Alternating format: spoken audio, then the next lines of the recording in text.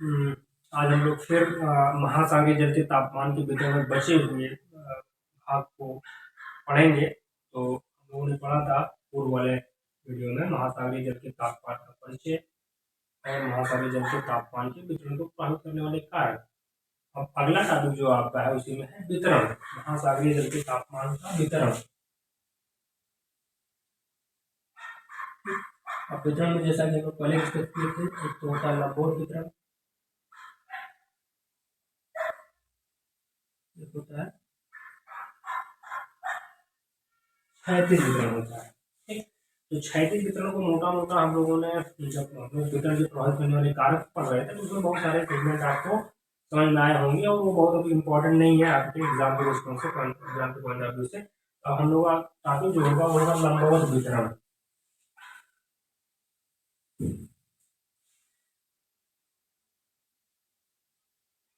लंबवत वितरण, अब देखिए लंबवत वितरण का मतलब शुरुआत में हमने हल्का सा स्पष्ट किया था, बताया था कि भाई देखिए लंबवत वितरण का मतलब होता है सतह से आप गहराई निकल की तरफ जाएगी। जैसे कि मान लीजिए ये हमारे पास है, ये ये है, तो ये पानी ऐसे भरा हुआ है, ये है सतह और ये है नितल।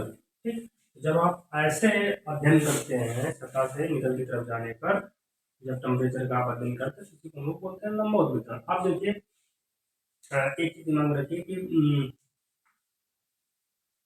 ये देखा गया है कि जो नितल पर होता है टेम्परेचर हर जगह समान होता है, यानी कि यहाँ जितना भी होगा, जितना भी मान लीजिए अगर यहाँ पे 10 डिग्री है तो यहाँ भी 10 डिग्री, यहाँ भी 10 डिग्री और यहाँ भी डिग्री, मान लीजिए 0 डिग्री है और ये 90 डिग्री है नॉर्थ या साउथ। ठीक है, तो निकल के हर जगह अध्ययन समान होता है।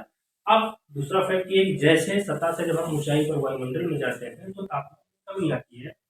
अगर उसी को हम लोग बोलते हैं ताप हरा सतह। और सामान्य ताप हरा सतह का मतलब होता है प्रति 1000 मीटर की ऊंचाई पर जाने पर तापमान 5 से 6 सेंटीग्रेड तक कमी आती है।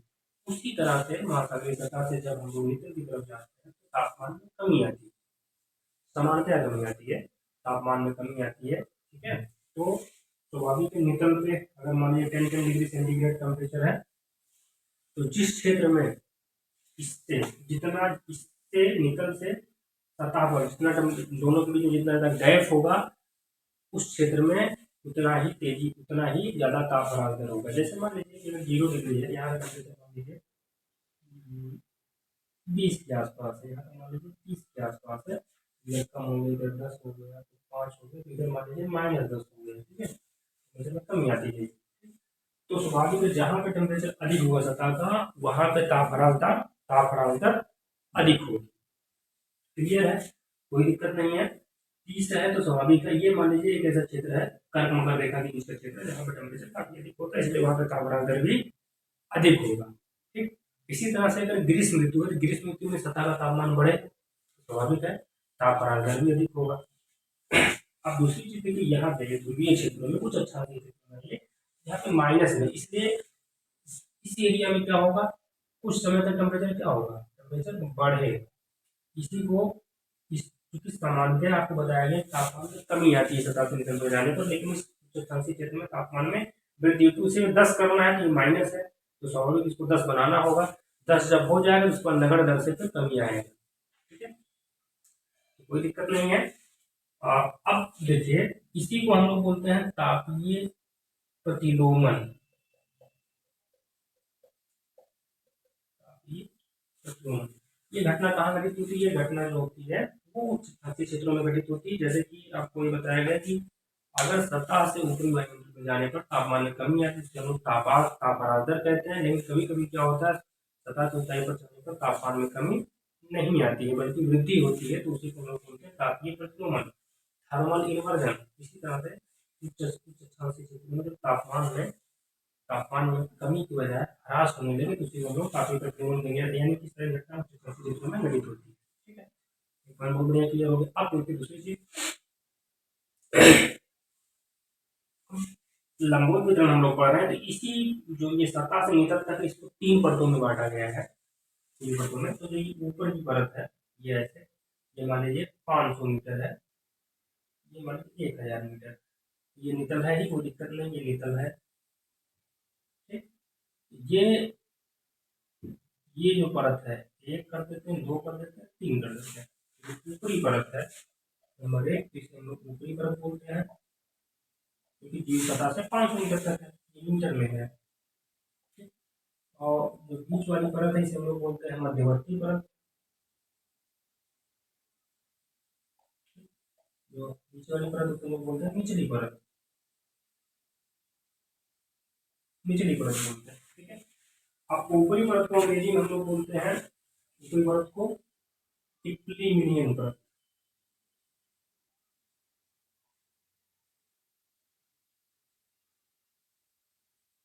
ठीक, बीच वाली परत को बोलते हैं थर्मोक्लाइन,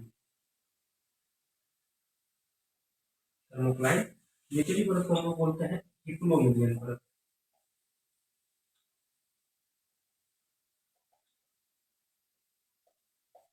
इक्लोमिनियन परत बोलते हैं। ठीक है, अब ध्यान रखिए, ये जो ऊपरी परत होती है वो निम्न अक्षांशीय क्षेत्रों में तो हमेशा रहती है, मध्य अक्षांशीय क्षेत्रों में ग्रीष्म ऋतु में रहती है, जबकि उच्च अक्षांशीय क्षेत्रों में ये गायब रहती है, इसका डेवलपमेंट नहीं हो पाता है।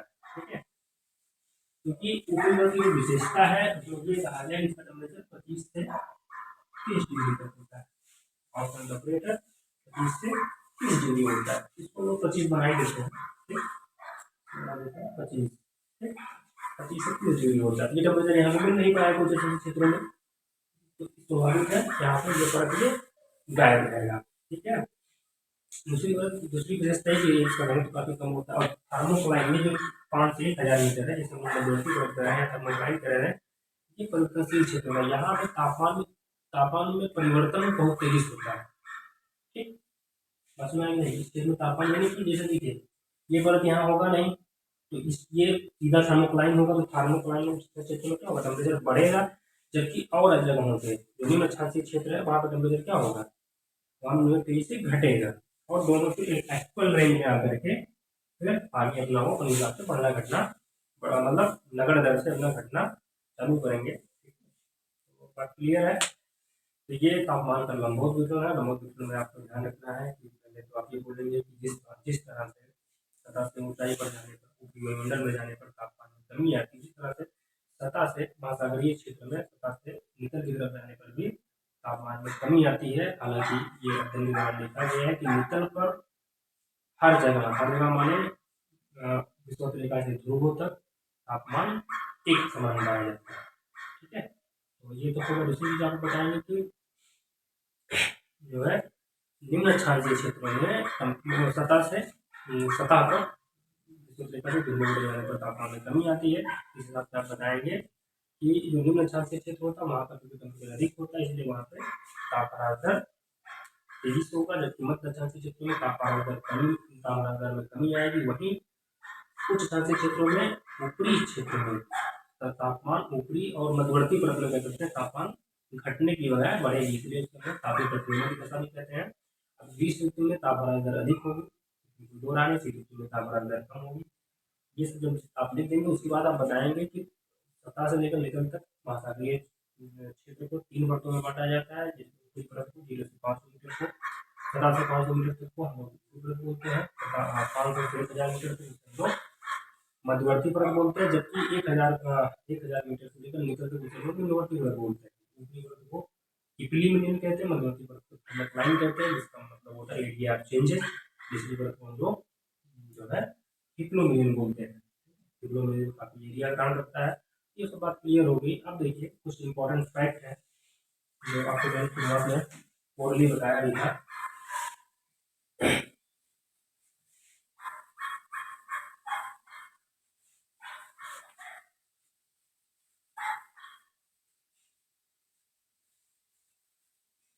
देखिए तो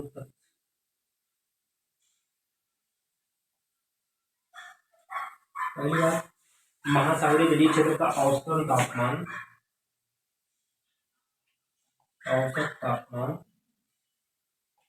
17.2 डिग्री सेल्सियस है। उत्तरी गोलार्ध का जिसमें 4 डिग्री सेल्सियस,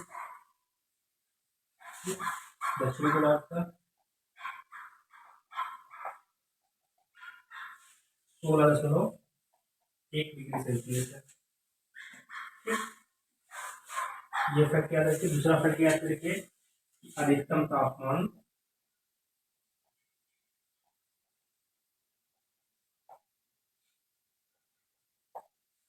और न्यूनतम तापमान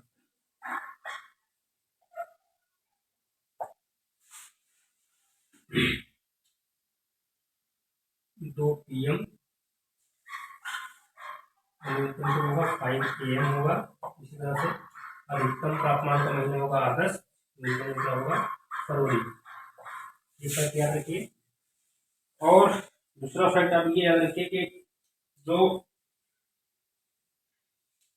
वार्षिक तापांतर होगा, ये ध्यान में रखिए, जो स्थल से घिरा महासागर होगा या घिरा महासागर, वहां पे वार्षिक तापांतर अधिक होगा, जबकि जो खुला महासागर होगा वहां का वार्षिक तापांतर और दैनिक तापांतर कम होगा। ये दिमाग रखिए। ठीक है। दूसरा फैक्ट आपका ये है कि जिस महासागर का विस्तार अक्षांशीय दृष्टिकोण से अधिक, जिसका विस्तार अक्षांशीय ज्यादा होगा, जिस महासागर का, उसका टेम्परेचर कम हो जाएगा तुलनात्मक रूप से उस महासागर के या सागर के जिसका विस्तार देशांतरीय ज्यादा है। जैसे कि मान लीजिए, मैं बता देता हूँ, ये मान लीजिए इस तरह से है, ये मान लीजिए ये 0 है, मान लीजिए 70 है। तो देखिए 88 विस्तार इसका है, और कोई महासागर मान लीजिए ऐसे देशांतरीय हो गया। तो अब ये भी 0 है, ये माने 0 रेखा है, ये 70 पूर्ण है। तो ठीक है, स्वाभाविक है इसका टेम्परेचर क्या होगा, अधिक होगा, टेम्परेचर कम होगा। 88 विस्तार वाले का टेम्परेचर कम होगा, जबकि देशांतरीय विस्तार वाले का टेम्परेचर अधिक होगा। तो ओवरऑल यही है। तो आपने इस टॉपिक में हमने क्या क्या पढ़ा, पहले तो परिचय पढ़ा, फिर तापमान के वितरण को प्रभावित करने वाले कारक आपने पढ़ा,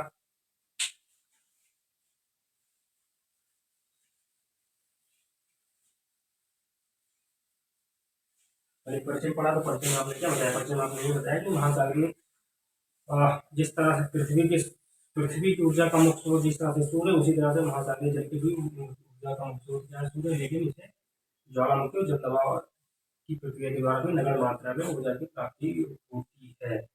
अगर महासागरीय जल के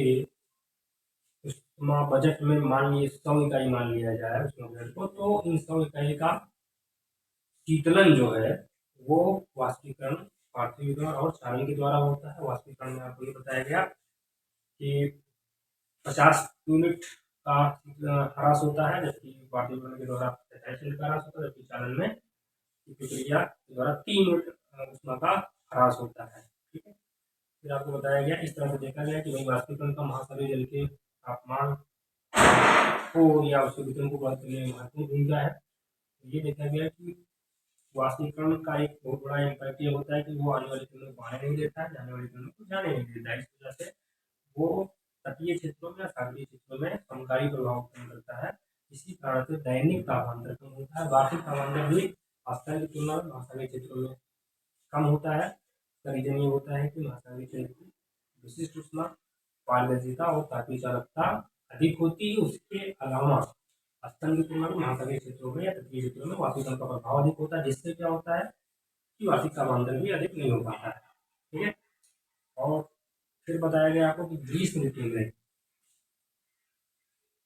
ऋतु में जलीय सतह का तापमान स्थल संलग्न वायु की तुलना में कम हो जाता है। उसका रीजन ये होता है कि वाष्पीकरण अधिक हो रहा है, तो जो किरणें आती वो वायु में रह जाती है, लेकिन वाष्पीकरण का सतह नहीं आ पाती, तो वायु ज़्यादा गर्म होती है जलीय सतह की तुलना में। लेकिन अपवाद से हिंद महासागर में देखा जाए स्थलीय प्रभाव अधिक होने से हिंद महासागर का टेम्परेचर संलग्न वायु की तुलना में अधिक हो जाता है। इसी तरह शीत ऋतु में क्या होता है, वो जलीय सतह का तापमान संलग्न वायु की तुलना में अधिक होता है, लेकिन अपवाद स्वरूप कर्क और मकर रेखाओं के पास वहां पे वायु का अवतलन होता है, जिससे रुद्धोष्म की प्रक्रिया के द्वारा वायु का टेम्परेचर जलीय सतह की तुलना में अधिक होता है। तो मैंने वीडियो में बताया ही है, देखने में समझ में आ जाएगा क्या मतलब होता है रुद्धोष्म का। अब तापमान के महासागरीय जल के तापमान के वितरण को प्रभावित करने वाले कारक में हमने 3-4 कारक बताया था। आपको बताया अक्षांशीय स्थिति, तो अक्षांशीय स्थिति मैंने बताया विश्व की वजह से ध्रुव की तरफ जाने पर टेम्परेचर में कमी आती है। रीजन बताया हमने कि आपतन कोण में कमी आती है। आपतन कोण का मतलब मैंने बताया कि सूर्य की किरणें और पृथ्वी की सतह के मध्य कोण को आपतन कोण कहते हैं। आपतन कोण का सबसे अधिक मान 90 डिग्री होता है और न्यूनतम मान 0 होता है। ठीक है, तो रीजन क्लियर है। प्रचलित कोण में हमने बताया अपतट कोण से प्रभावित कोई क्षेत्र होगा तो वहाँ पे टेम्परेचर में कमी आएगी, अनुतट कोण से प्रभावित कोई क्षेत्र होगा तो वहाँ पे टेम्परेचर में वृद्धि होगी। जो व्यावहारिक और पशुओं का हमने चुना करके आपको बताया। ठीक है, कोई दिक्कत नहीं है। महासागरीय जल धारा मैंने बताया कि गर्म कोण है और अपेक्षाकृत निम्न अक्षांश से अपेक्षाकृत उच्च अक्षांश में जा रही है तो टेम्परेचर को बढ़ाएगी। अगर कोई ठंडी जल धारा है तो वो उच्च अक्षांश से अगर वो निम्न अक्षांश की तरफ आ रही है तो वो टेम्परेचर को घटाएगी। ये हो गया। स्थल व जल के भिन्न स्वभाव मैंने ये बताया कि स्थल जहाँ तक अधिक होंगे तो ग्रीष्म ऋतु में उसका टेम्परेचर बढ़ जाएगा, जैसा कि मैंने फर्स्ट में बताया। अधिक है जो औसतन टेम्परेचर उसका अधिक है दक्षिण गोलार्ध की तुलना में। इस तरह दक्षिण गोलार्ध का टेम्परेचर जो है कम होता है क्योंकि जलीय भाग ज्यादा है। अब देखिए, अगर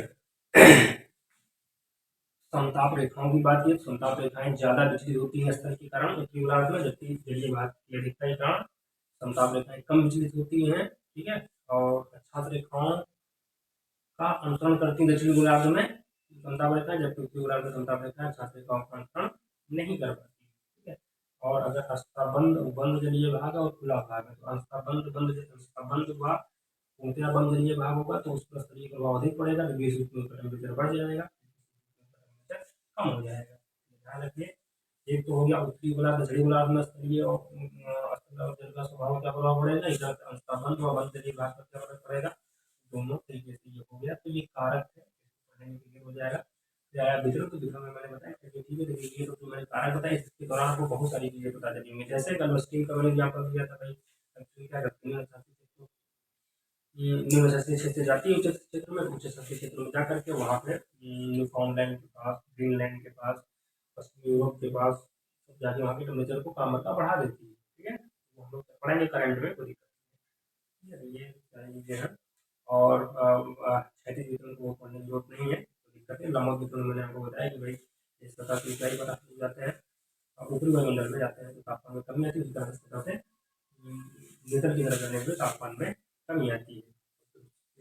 पीछे बहुत सारे रीजन का हम लोगों ने पढ़ा, रीजन को पढ़ा। अब आगे मैंने ये बताया आपको कि महासागरीय क्षेत्र को हम लोग 3 परतों में बांट देते हैं, ऊपरी परत, मध्यवर्ती परत और निचली परत। ऊपरी परत को इक्विलिब्रियम कहते हैं, मध्यवर्ती परत को थर्मोकलाइन कहते हैं और निचली परत को इक्विलिब्रियम कहते हैं। ठीक है, तो 0 से 500 मीटर ऊपरी परत, 500 से 1000 मीटर थर्मोकलाइन और 1000 मीटर से नीचे तक इक्विलिब्रियम। ठीक है, तो थर्मोकलाइन एरिया चेंजेज है जहाँ पे तापमान में तेजी से कमी आती है। कुछ अक्षांशीय क्षेत्रों में ये ऊपरी परत नहीं पाया जाता है। ये सारी चीजें मैंने आपको वीडियो में बताई। इतना जब आप पढ़ेंगे तो महासागरीय जल के तापमान टॉपिक को मोटा मोटा आप कवर कर लेंगे, बाकी किताबों का अध्ययन करिए।